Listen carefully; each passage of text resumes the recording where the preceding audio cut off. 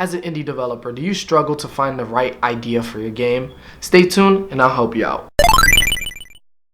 Hi, I'm Ghost from GhostszMusic.com, and today we are talking about finding the right game that fits your idea and doesn't take a lot of time to build. When it comes to indie games, we go through a lot of emotions, we go through a lot of brainstorming ideas, and what ends up happening is we generally turn our idea into a hodgepodge of multiple ideas that we try to cram into one project in itself, and what ends up happening is that the project overall ends up suffering.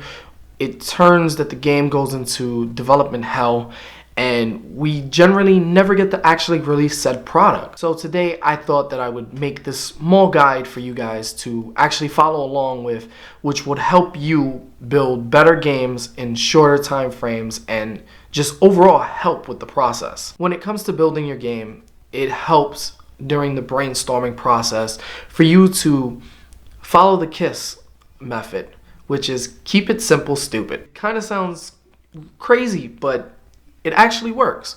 When we want to create, especially mobile games, and this is where the KISS method follows perfectly.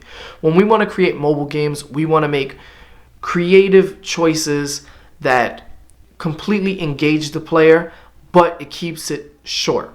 We want to make sure that every single time you jump into the game, it's just a jump on, jump off sort of process. And keeping it extremely simple is one of the major keys of actually making this process work.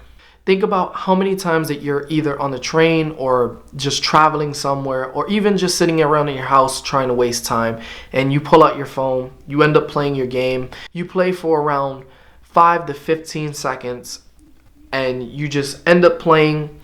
You're like, okay, whatever, you turn it off, you go about your day, and you just waste the minimal amount of time, but you're like, hey, I want to keep playing this game, and you keep playing it, and the cycle continues. This is what essentially makes the perfect mobile game.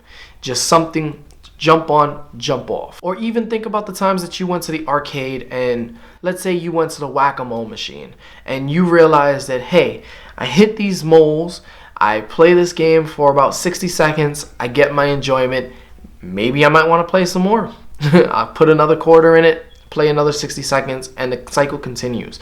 You want to make sure, just like the best jokes that have ever been told, that it's straight to the point, it doesn't overstay its welcome, but you want more. Even when it comes to monetization practices, you always want to make sure that it's sweet, to the point, and it doesn't overstay its welcome. And you will see an influx of people wanting to actually engage with your product. They want more for your product, and they're more willing and more likely to actually spend money to continue playing said game. Once you continue to follow the KISS method for building your next game, I'm pretty sure that you'll find huge results. And this is why keeping it as simple as possible is the way to go. And with that being said, I would love to find out what game you're working on and how are you keeping it relatively simple, engaging, and just fun to play. Feel free to leave those comments in the section below. If you enjoyed the video, make sure to hit that like button. Make sure to subscribe, because I post videos like this every single week. And I'll see you guys in the next one. Peace.